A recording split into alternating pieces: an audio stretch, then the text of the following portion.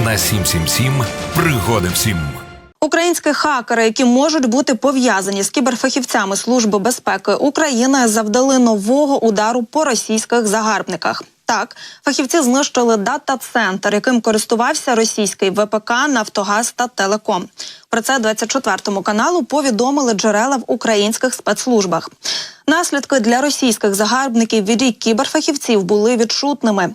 Співрозмовники в українських спецслужбах розповіли, що у хмарному сервісі OvenCloud.ru свої дані тримали більше, ніж 10 тисяч юридичних осіб країни-агресорки. Серед них були підприємства російського ВПК, нафтогазового, металургійного, авіакосмічного комплексів, а також телекомунікаційні гіганти. За даними співрозмовників, це була спільна операція української хакерської групи BlackJack і кібердепартаменту СБУ. Вони знищили більше, ніж 300 терабайт даних. Це 400 віртуальних та 42 фізичних сервери, на яких розміщувалася внутрішня документація, резервні копії та інші програми, через які клієнти віддалено керували виробничими процесами на підприємствах. Тим часом Росія змінила тактику атак по енергоінфраструктурі України, використовуючи високоточні ракети для знищення електростанцій у менш захищених, ніж Київ, районах. Деякі об'єкти не зможуть повністю відновити до наступної зими. Про це пише Financial Times. Мовляв, українські посадовці заявили, що хоча пошкодження, завдані Москвою, не такі масштабні, вони гірші, ніж взимку 2022-2023 років. І очевидно, що зараз мета Російської Федерації – завдати постійної непоправної шкоди. Україна не надала подробиць про масштаби пошкоджень на кожній станції, але посадовці заявили, що деякі з них були майже повністю зруйновані. Та ж кількість ракет, що використовувалася під час зимової атаки 2022-2023 років, зараз спрямована на 5-6 енергетичних об'єктів в одному регіоні.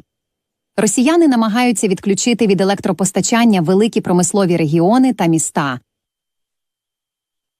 За її словами, менші підстанції, якими управляє Укренерго, можна захистити від атак за допомогою захисних споруд. Але дуже важко захистити великі електростанції, на відновлення яких потрібно кілька місяців або навіть років. Друга важлива відмінність від зими 2022-2023 років полягає в тому, що Росія тепер також використовує дорогі високоточні балістичні ракети, заявив голова енергетичного комітету Верховної Ради Андрій Герус. А за оцінками ГУР, Росія має достатньо ракет для ще однієї або двох великих атак протягом найближчих тижнів. А от на Житомирщині внаслідок нічної атаки і влучання в об'єкт критичної інфраструктури прямої загрози для цивільного населення нині немає. Про це заявив голова обласної військової адміністрації Віталій Бунечко.